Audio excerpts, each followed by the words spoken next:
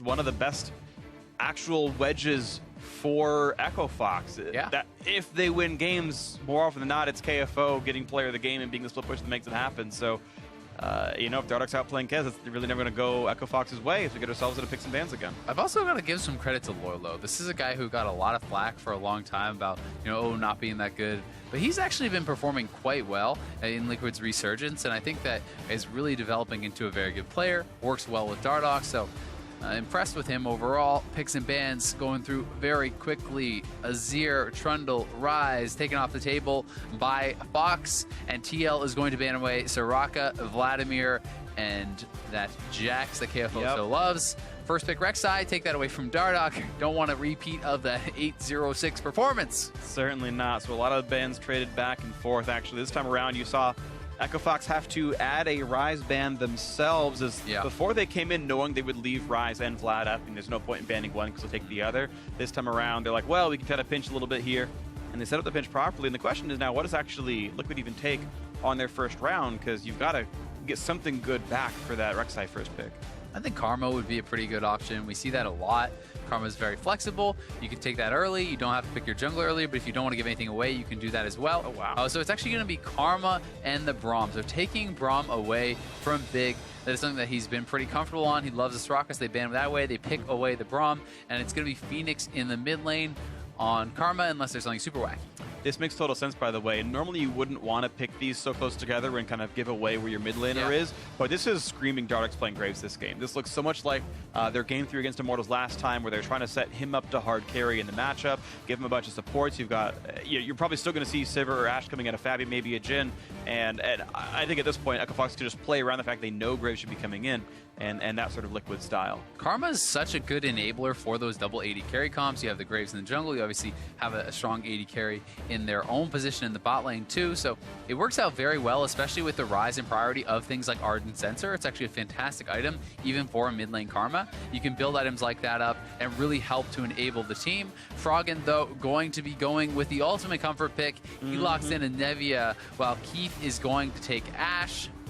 All right, so Freljord synergy so far in this game. 3 of the 5 coming from that city-state lore. Heads up, buddy. It's going to be an icy one there. And yeah, so Froggen, on as you said, the epitome of a comfort pick for any player ever, basically, is this for him.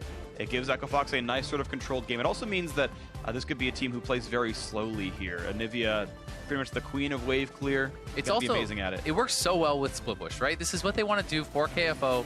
Allow him to split push. You know what works really well with that? You have a wave clear mid laner. He just sits, stalls out the game, keeps killing the minions. Give time to KFO so he can do what he wants to do. And how many games do you figure Froggen has played on Anivia? Several thousand. I mean, it's 10,000? Professionally, I would say, not professionally. I'm just talking about a double-digit number, but I mean, 10,000 games is a lot to try to say you played Anivia in. I would say, you know, in the 4-digit range, though, for sure. Yeah, for sure. It's 4 digits. I don't know what that first digit is. There's some one tricks that have, you know, well over 1,000 games in one rank. Oh, yeah. So. Yep. But Froggen, you know, he had to sit there and play LCS sometimes, you know. It gets banned away. He's not just playing, you know, ranked and normals or whatever, so you gotta dock him a little bit there. Well, Graves is going to come in. You predicted it. I think it's going to work great. You have the double speed up Karma with the Sivir working very well. It's a combo that most LCS teams do love, bread and butter. You have double speed ups, AoE shields. You're protecting your AD carries. Braum enables them with not only the passive stun, but with a lot of defensive abilities as far as counter engage with his ultimate. Also pretty good engage himself. Yeah. So this team is very synergistic so far. We'll see what they add in as far as the top lane goes. My guess is it's going to be someone pretty tanky. Aurelia is the pick now. But Shen is like the perfect champion for this composition. When Liquid lost against Immortals, it was because Lorlo got smashed in the one-on-one, playing Aurelia, getting outplayed by a Hecarim. And Echo Fox says, hey, you know what champion we banned in game 1? And we're gonna give you the counter matchup. Let's give you Shen. Let's pick the Aurelia. Let's pick the Squishy that you're gonna want to play a tank into, so that you're not a liability here. And Dardoch can just play that 1v5 game with really no weaknesses on his team at all. Yeah, I think Shen works really well here for TL. I love the comp from them, especially. I think that Fox has a lot of things going for them too, especially if they can get advantages in their 2v2 matchup. Perhaps Nami a strong laning support, but definitely the Shen is going to work really well. You can have him matching the Aurelia in the side lanes. You can always join in fights with that Shen ultimate. The Stand United is fantastic, especially if you have the 4-man squad catching a good opportunity to engage. You pop the Sivir ult, you pop the Mantra shields, you get in there with a speed boost, Shen joins in, and you look for that 5v5. We'll see if TL is able to find it. We'll see if they are able to, or if somehow Echo Fox can make that matchup work anyway and get Aurelia off the ground running. If it happens, then KFO set up Gary. He's got a decent support staff, but it's going to be a hard one ahead for Echo Fox to turn it around. So we are getting set for Game 2 in this match. Make sure to take a moment and share your photos with us on Twitter. Looking for the best LCS viewing party out there. So if you think you belong, send us evidence at LOL Esports, hashtag lock in, bring it up on Twitter, and let us know how you get down. Echo Fox taking on Liquid. Liquid looking for that 2-0. It's maybe likely that Echo Fox certainly have some tools to bring this one back as we get ourselves into Game 2. They definitely do, and I would like to talk a little bit about the Shen versus Aurelia because a lot of people are kind of pegging it as a counter matchup, but actually a lot of the times that it has come out in the LCS, it's the Shen that has ended up falling short. So I do think it's not nearly as bad as people are making it out to be, and it's certainly something where if you get ahead at all as the Aurelia, you can really start to smash this guy. You do a fair bit of true damage, and when you get the Trinity Force at a good timing, you know, if you can even finish the Trinity Force before people get Sunfire Cape completed, which does happen sometimes in these advantageous matchups, if you can get ahead from your jungler, etc., it can get really ugly for the Shen, and he can start to get soloed out. Whereas Shen is more just like, you hold the line, you kind of just stall out the Aurelia. You shouldn't really just be like solo killing this guy over and over, that kind of thing, which he really does have the potential to do. So, you know, Lorlo just wants to hang on, farm it out, and enable the rest of his team. Yeah, well, we'll see what happens here as Kez runs away from the shotgun. Loses a couple of scales on his back. Well, her back, if you want to call it from the Rek'Sai point of view. And Kez slinks away okay. Got him. Yep. So far, Dardoch and Froggen, the only ones to deal damage in this game, I believe. And Froggen having some fun. Representing the fact that he's now in the country this champion is based off of. That's team spirit in Nivea, I think. Exactly. Right? It is, yeah. It's the American flag in Nivea. Thank you, Froggen, for accepting the country you've moved to. Welcome. We like having you here. You're a wonderful person. So what's the Canadian skin then? Is it the Toboggan Corky? I mean, yeah, Canada's good at... Well, by the way, there's also Hockey Jacks. There it is. I mean, the Mighty Jacks feels like the most likely. That's pretty Canadian. Yeah. I like it. I mean, is Canada good at bobsledding? I actually have no clue. You don't watch that? I was just like that. Well, I do, but not so much the bobsled. Yeah, I feel you. I watched Cool Runnings though. Yeah. Great movie. That was a great movie. Shout out to Cool Runnings. The Jamaican bobsled team. Oh, KFO getting smacked with a chair. Fabi's not in range. If they can proc the passive, that's where it gets a bit scary. Yeah. Both top laners just want to hang around, pick up as much XP and potential farm that they can. Usually the best that you can ever do is 3 minions. If you can pick up half a wave, you are happy. Matt now moving in to harass, but he's kind of a little bit late to the party. Kez already clearing up this side of the map. Yeah, top laner is going to join up. Both junglers actually allowed to do a greedy start and get 3 camps near the enemy duo lane. But yeah, neither going to be really stopped. We had a Gromp start from both duo lanes as well. Another nice stun. And you can see actually, this is the funny thing is, so knowing that Liquid have this strategy in their playbook, sort of setting up for the early Karma pick and putting it in the mid lane, I think Anivia is a great pick against Karma. The range disparity tends to be nice. If you're battling 2 mid-range champions, Anivia tends to win that kind of situation. So the trades are really strong, especially when you hit 6 and you can just do the ER combo. Yeah. You throw out the E, you drop the ulti on top of them, and it gives you the chill, even though you threw it out after. It's very, very nice. And one thing that's kind of funny about the TP change is, obviously it is a nerf. The channel is slower, and it is longer, and it's intended as that. In lane swaps, it can kind of be nice, because you can actually TP on the minion that the turret is focus firing, and keep that alive a little bit longer. So one of those little adaptations that LCS players are making is that they're kind of sometimes delaying their TP a little bit longer, and then they TP on the cannon as that gets focused. Sometimes can give you a bit of an edge. Yep. Froggen sadly missing 1 minion under the turret. He's normally so good at last hitting on Anivia. Pretty much every champion. He's very good at last hitting. Yeah. He's a great farming player right now. Once again, battling with Phoenix in his mid lane matchup as the first turrets have fallen in the first round of the lane swap. And I believe the gold went to both top laners as per usual. And now the lanes have swapped back around as now Sivir is up in the top side battling KFO's Aurelia.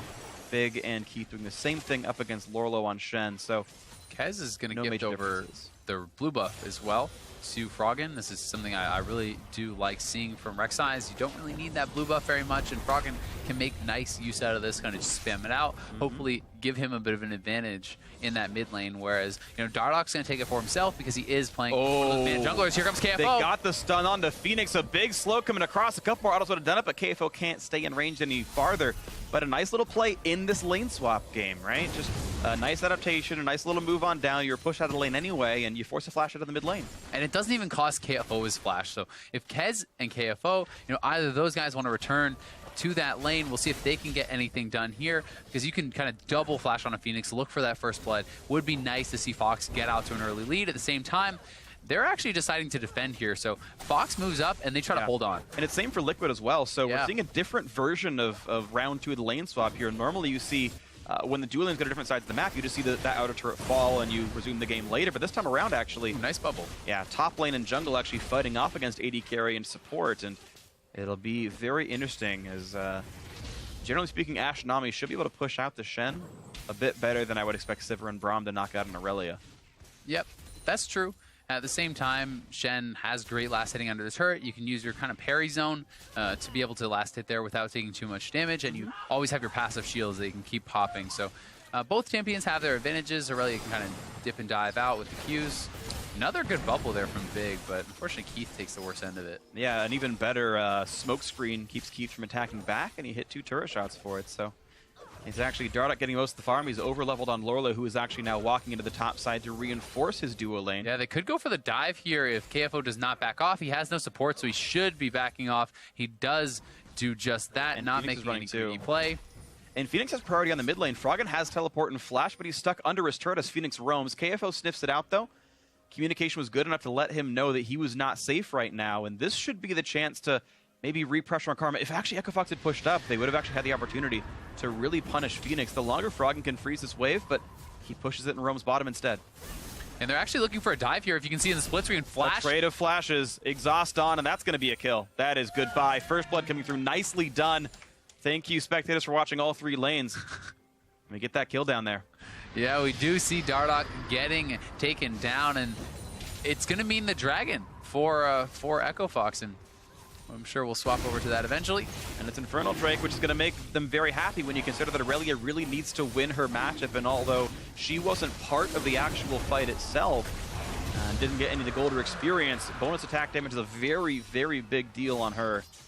And if this is an important part of the matchup, that's an important Drake for them. Yeah, it's great for Kez, especially because Dardoch had been power farming, was up a lot in CS. This is going to push Kez into a position where he can kind of outpace a little bit, get too tanky, hopefully, for Dardoch to be able to deal with him. He's able to pick up both the Sightstone and the Balmy Cinder, so a great first buy from Kez. They get the Infernal Dragon. Unfortunately, they're down a turret for now because they decided to take the Dragon over the turret. But that's the sort of trade you're going for right now. It's power that's going to stay forever versus a turret you're probably going to get eventually. It's this quick surge of buys for Liquid. You can see they're up 400 gold despite being down the first blood because of the turret money. Yeah. And we'll see if they can get more out of this one. You expect Echo Fox to at some point knock down that turret. Yeah. That happens as per usual. I'm gonna break the 4th wall real quick. Spectators, next time we see that, can you please cut away from the ward kill? So at the same time, although it is kind of that gold that you can hopefully pick up later, it's not always guaranteed. And we even saw some of the outers staying up for quite some time in the previous game. Yeah. So yeah, it's great if you get this dragon, but it's like delayed power, like you said. Yeah. It's ADAP, which is not super effective early because it's a small percentage until you have a lot of it already. So they're trading that power for later. We'll see if it does pay off for them because they need to still stay in the game now. Last time TL was able to take a small lead and really balloon it, kind of crush through the game. Right. Fox is looking a lot better this time around, and they are pushing towards that turret, looking to get it, and they want to grab another blue here for Froggen, but the class is coming in. Arrow lands on a mat, and here's the dive in from Kez. Some damage across, and the smite's going to go to Dardoch to grab the blue buff. Froggen cut a left-hand side. Phoenix, and they've got to run from this one as Matt flashes to re-engage. He's a slow into Big. He's going to flash away. Nami stays alive, but now Kez is slowed. The rebuff's on him. A couple of shotgun pellets out of Dardoch, but looks like he's able to get underground, and Kez can run away. An attempt at a blue buff steal turns into Dardoch having to grab it for himself, and Echo Fox taking a lot of damage.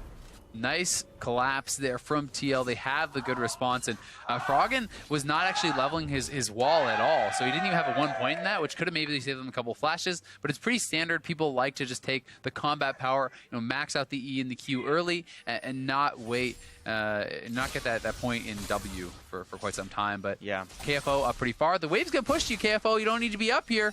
Oh no, he's going to be attacked by Lorlo, and you've got the rest of the team coming in pretty soon. Also, Blade Surge is down. He missed a last hit, so he's got 6 seconds before he can jump away again in case he needed it. That was not the case. It will push into the wave, but Kez needs to be here to back him up. Big maybe as well to ensure it's all safe. Keith. I saw Ash assume it was Fabi. Keith in the bot lane will just hold this wave for now, but KFO needs some reinforcements. And that's 2 blues in a row there for TL. Ooh, nice stun. Means Lorlo takes a couple turret shots, but Phoenix ends up with a blue buff regardless because they take away Fox's blue buff. So 1 on the jungler and the mid laner there for Team Liquid. Froggen waiting here, see if he can get something done. Pretty good damage under Phoenix, but durable enough thanks to the Chalice. Phoenix is going, of course, for the more supportive build, the early Athenes. We might see Froggen get a wall off soon, but no. As Phoenix empowers his W tether, he gets a self-heal. Feels pretty good. I can see the spectators do not care about what I ask. That's fine. I get you. I'm outvoted. It's cool. I did make it worse. Yeah, we got a mutiny here. This is unacceptable. And so Ash up 14 CS. Things looking a lot better across the board. Last time it was TL with CS advantages in all lanes. This time, at least Keith is ahead in that farm. And we do have, ooh, he was actually safe anyway. He was actually safe, but it's a panic flash. And still quick reaction there coming out of Fog. He's able to get away. But that's one of the great things about Ashe. You don't even actually have to hit them. You can sometimes just get these summoners time after time. And the Ashe arrow is very low cooldown, especially when you do go into those Essence Reaver Hurricane builds. Have a lot of CDR. Keep shooting those out. Good job by Keith. Gets the flash. We'll see if they can capitalize. And this game definitely feeling a lot closer than the previous one. As we've got actually Echo Fox holding a gold lead despite being down the turret. They've done such a better job of controlling the waves. Look at KFO over Lorlo. He's up 13 right now. The 80 carries up 10. Frog is not too far behind. And this is heartening now for Echo Fox, who were, at the beginning or after yesterday, kind of the undisputed worst team in the league, and now finally playing Liquid close, and that's a good thing. Very good thing for them. Yeah, they've got a long way to go in this game to close it out, obviously, but 2 pieces of that Trinity Force picked up by KFO. He's going to be strong here, really wants to rush to that completed Trinity Force. When he does get that, that's kind of the ultimate spike there for Aurelia. Can hope to 1v1 Lorlo pretty heavily. XP fairly even though. Lorlo hanging tough. He's up a couple CS. It's pushing towards his opponent, so KFO will go back up, but still Lorlo's doing his job. And although TL is down a kill, they're more than relevant. They're definitely very strong, and they have a solid team fighting comp, which is going to be very kind of easy to execute as far as what their goals are, right? Yeah. Group up as 5, you use your speed ups, you engage, and you fight. Whereas the split push can sometimes be a much more complex game. How far can you go? When do you engage? Right. How do you get vision to protect your Aurelia while still staying safe as a 4-man squad? It's more complex. Right, and Liquid, even if they do push really hard and don't have quite the right wards, I think their comp's actually pretty good at dealing with a flank. Like if KFO comes in, Matt just tags him with the passive, Phoenix shields everybody, and suddenly they're all fine. The attempt at a dive, missed bubble from Big. He, I guess, hit the wrong button. He hit bubble when he meant to hit, I guess, one of his other buttons to buff up Keith. Doesn't find any targets. Maybe he was expecting perhaps a flash or something on top of him. Actually, that might have been true. It could have been a protective thing, because we saw the Sivir all come out, and throwing the bubble on top of Keith could be saying, yep, you're about to flash on him. Either way. That's, true. If that's what it is, that's very, very clever. I'll give you that one. You're right. So I'm going to give him the benefit of the doubt. I will too. You're right, Azale. Good stuff from Big. Yeah! It wasn't his red buff. KF wants to be careful. He will be able to land the stun out of this, though. We'll see if he can finish him off. He has no mana. For a ton. Lorlo! Oh! A trade of flashes, and Lorlo's got energy. KFO cannot be part of this fight anymore. Has to back off, but that would have been a 1 fight for Aurelia had it not been for the red buff on Lorlo. So, although he had it, it ends up being an even trade. Things are just going to get better for the Aurelia in that 1v1, and the fact that he was almost losing, even though having the red buff, Yep. It's good things for KFO. You're talking about a nice flash engagement. Keith flashes away the bubble, hits Matt in the face, and here comes everyone else. It's Kez, rather, chasing out Dardoch. Here's Anivia. Goodbye, the pickup there. A second down on the map, and here is round 2. Lorlo ulted to Fabi, not to Matt, so that is a dead Braum, and Lorlo not even really part of this fight anymore. Can you even win a 3v5? They don't even care about the kills anymore. Get the Infernal. They already have one. Pick up your second. This is great for Echo Fox, and they are looking like a completely different team from the first game around. Things start off well for them. Lanes are going excellently, and they have controlled the objective. So this is what they need to do. Sometimes you just need a little bit of confidence, feel things going your way, and you can look a lot better. And Fox is looking like a great team in the second game. Echo Fox has pulled individual games off of many teams before. They even took a game off TSM back with the old lineup. So sometimes these individual games do come through as they continue to pull a lead against Liquid here. But the real question is, how much more can they play to this level? Individual game upsets mean almost nothing here in this league. Yeah, you have to be able to close out the series. The one thing it does mean is at least it's some confidence, right? Yeah. It's something that you can build off of. And here comes Dardoch dashing over the side, but he's already spotted out by that ward from Froggen, so Kez and Froggen are ready. There's the flash from Dardoch. He does not have his quick draw, couldn't go back over. At the same time, faster on the TP is KFO. He gets in. They take out Matt. And, Yep. The sad face of Dardoch on your screen there jumps over the wall right into a Rek'Sai. Unlucky, but it happens sometimes, and we are now in a game where, look at this. Echo Fox not only got 2 Infernal Drakes so that KFO has better stats in 1v1, they're going to give him the Rift Herald as well. And Lorlo, I feel like your days are numbered, buddy, because KFO has all the tools he needs to win this 1v1, counter pick or not. And the wave is pushing towards him, so if he wants to kind of slow play it, he can hold this, try to extend the lead. My guess is he's going to push it out because Liquid is moving around aggressively as a 5-man squad. But regardless, KFO, Fabi's going to get caught. Wow. And he spell shields the E damage, but the respite's coming through. A nice shield up from Matt. Arrow tanked up by Dardoch, and Fabi stays alive. 0-0-0 for him. Liquid have only gotten turrets so far this game. Even their wards are dying. Still, good things for Fox. KFO is split pushing. He's collecting the last of the gold he needs for the Trinity Force, which is going to be massive for him. Yes, there is a Sunfire Cape completed by Lorlo, but the additional gold on KFO is going to mean much more. It definitely is. This is rough stuff ahead when you contrast especially to Liquid running almost the exact same comp yesterday against Immortals. Dardoch was something like 8-4-4 in a losing game. Here he is 0-2-0. He face-checked into Rek'Sai before. He's lost some of these tower dives as well. There was a point where he was defending a turret 1v3, just gets dived by Kez, loses his flash, goes out. I shouldn't have been there either. And it's Dardoch having a rare bad game right now. Matt getting poked away on there by Froggen, getting some more damage, gets the Unbreakable down, and it's also one of those things where when a Rek'Sai gets this far ahead of the Graves, he gets so tanky. He has the Tabbies, completed Cinderhulk, he has the Warden's Mail, you know, he's building up all this armor so that he can counter jungle so aggressively, and who cares if Dardoch finds you? You just walk away. There's no way that the Graves can punch through this Rek'Sai right now, and that gets tougher and tougher because you do not have a high damage mid laner here. It's a guy with Merc Treads and Athene's, which is like 40 AP, right? So Phoenix is not your AP mid laner to crush through this guy. And if Kez gets enough armor to just survive Fabi and Dardoch, he can essentially just ignore Phoenix. Yeah, he can. And this is the scary thing right now.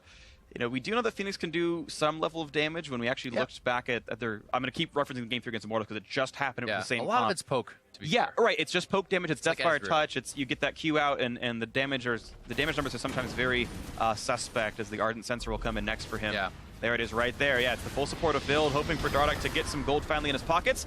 Red buff attempt, and Dardoch gets it with a nice Q.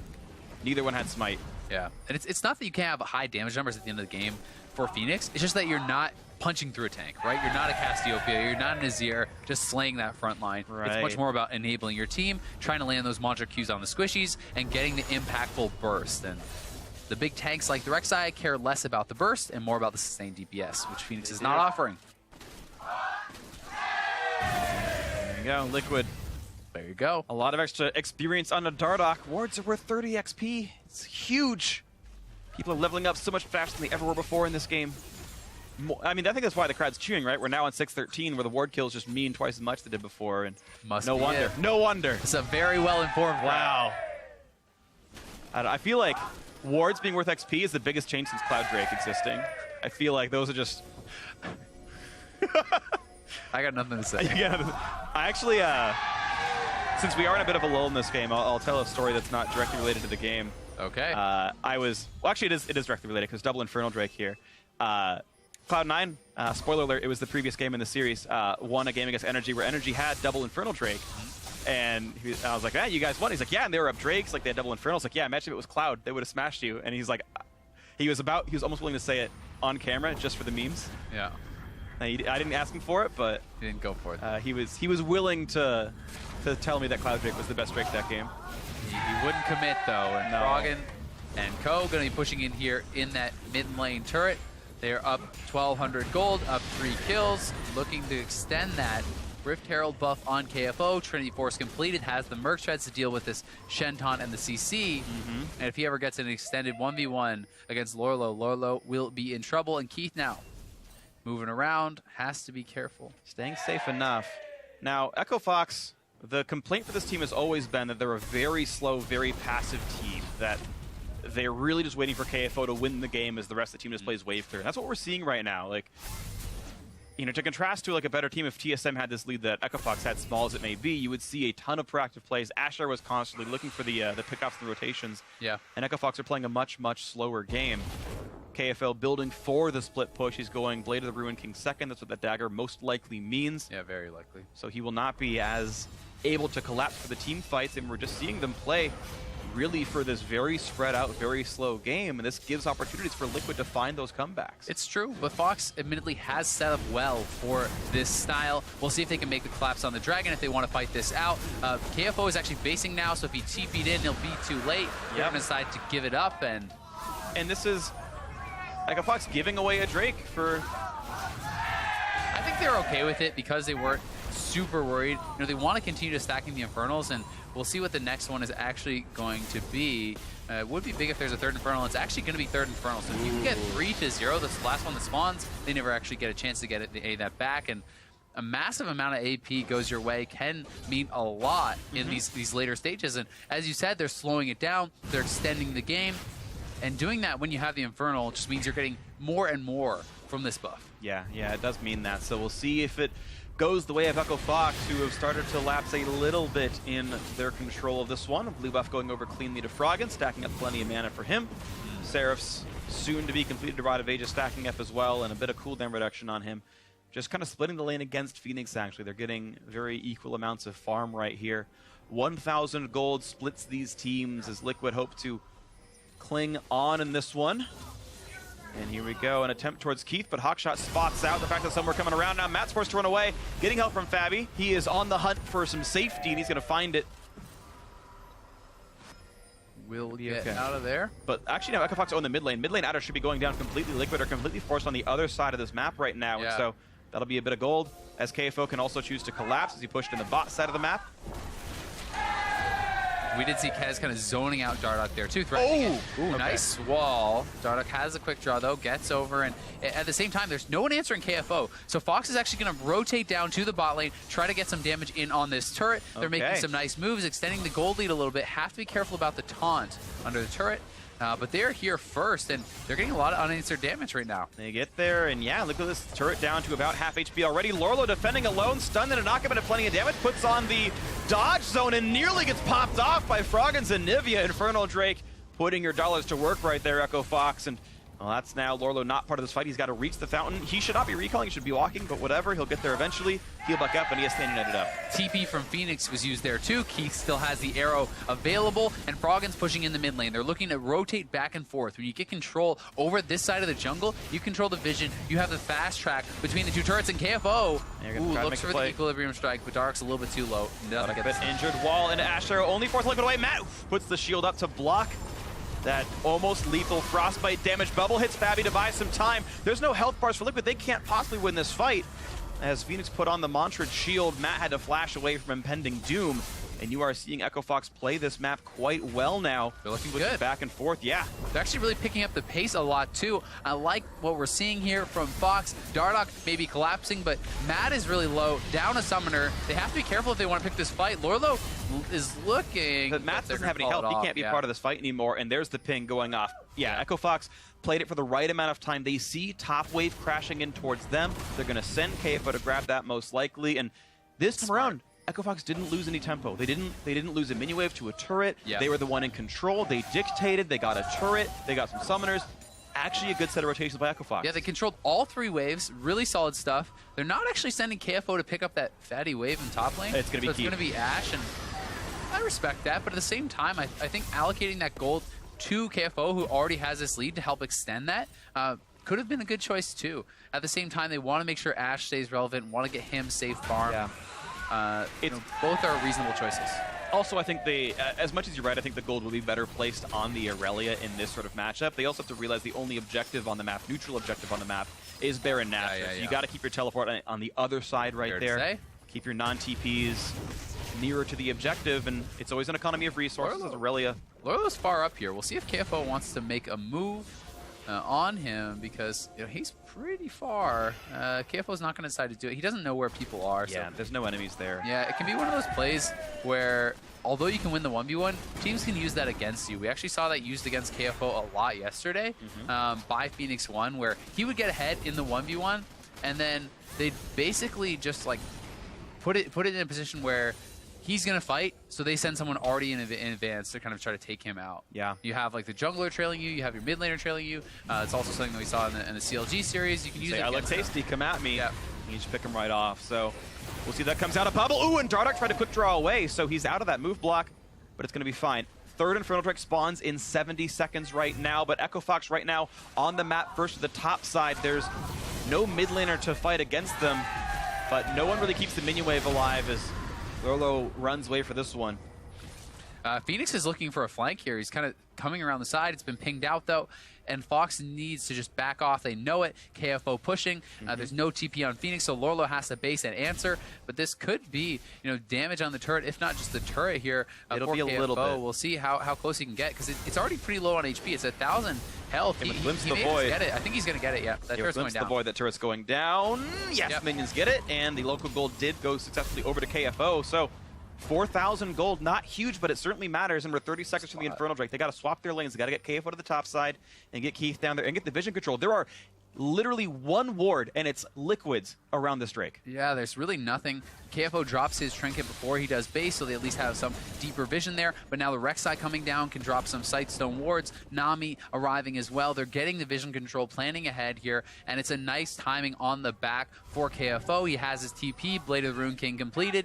He can head up to top lane if he wants, but looks like he just wants to move straight over, and Keith is trying to set a trap here. He's looking for the arrow. We'll see if they're going to be able to converge, because the rest of the team isn't even here yet.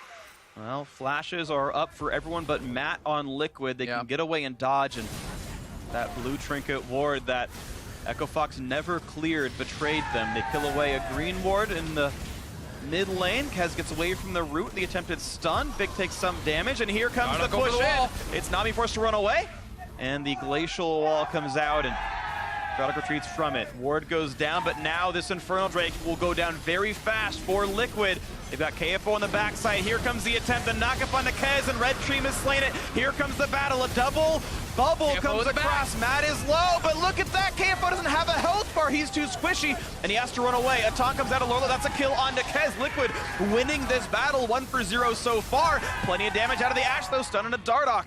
And Echo Fox don't have any turrets really to kill. There's nothing to do for them.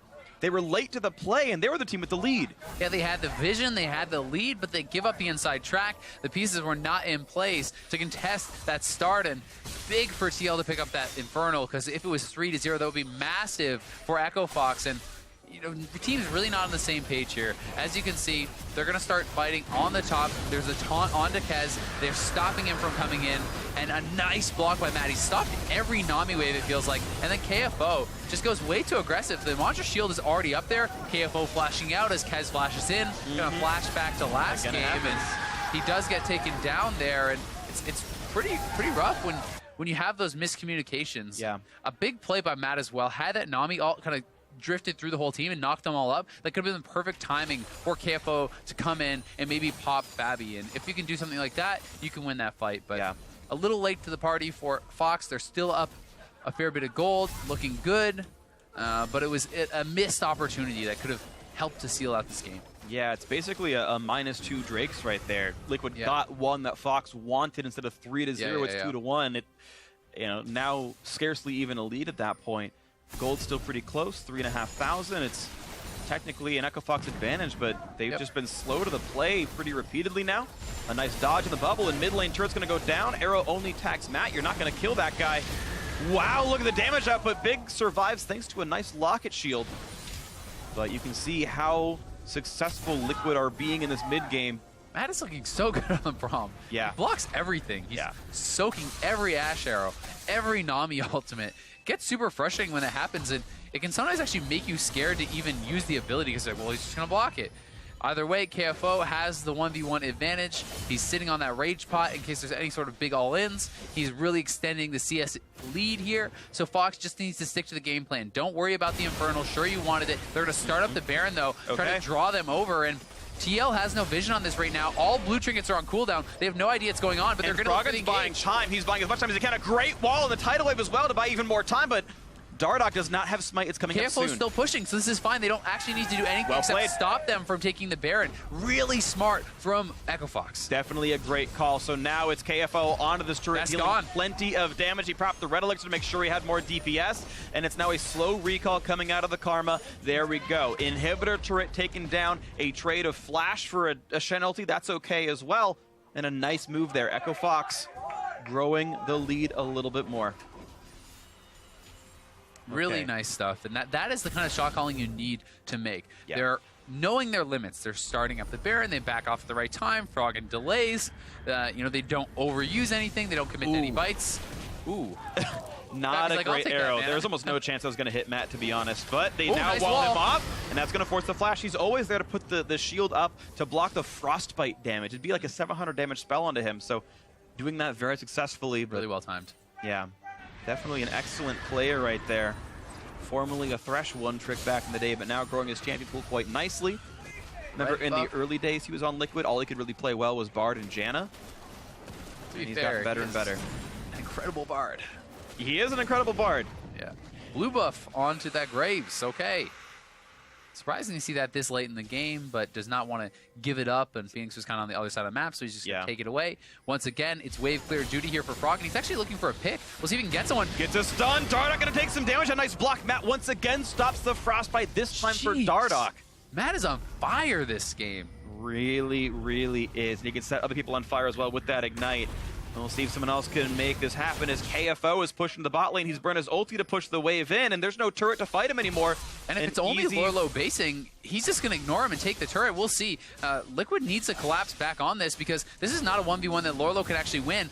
He can only hope to delay him, and the inside track has been taken by Echo Fox. They're stopping the backs, and this is going to be an inhibitor for them. Really well played. If you look at the mid lane, they blocked them off completely. Beautiful. A one-on-one that Lorlo could not win. Glimpse of the Void and Red Buff were both on KFO, and there's no chance to win that fight when he's built to kill you. And no chance. And now KFO says, Dardoch, why are you even here? He's not going to win this fight. 1v2 through a Shen ultimate. A kill for KFO against Dardoch. Liquid are falling apart. There's almost no chance of a steal. This should not be missed. Baron goes through to Echo Fox, and Aurelia is still on the bot side of the map. This is a 4v3 that they can win. Ooh, a great dodge in the arrow by Fabi, but here comes an attempt at the kills. Matt's going to go down. Phoenix's shield does not bring in enough in time. A taunt by Lorlo stops KFO's teleport, but who even cares? Because look at the damage output they've got. Fabi's now cut out from his base. Kez going to force the flash to not get knocked up. And he's on Nexus turrets. Yes, he is. Phoenix dangerously almost dead. The Chen, KFO can't quite get it picked up, but Keith will. The volley from downtown, and look at that. It's an Echo Fox game where KFO does all the heavy lifting. The team shot calls around him, and they find their advantages. But they are doing really well as the four-man squad. It cannot be overstated. They are playing their part to perfection. This is an Echo Fox that is in rare form. They are looking great. Another turret taken down, extending that gold lead. Dardoch was trying to make the outplay, trying to be the playmaker for the team. It goes bad as KFO easily dispatches of him. That's honestly just silly by Dardoch, though. He should know better with the Watch this flash by Big. This is so clever. How many times has he gotten blocked? He flashes behind him. Yeah, he actually started a cast animation, flashes behind him, drops the wave. They do land it. They have the follow-up CC.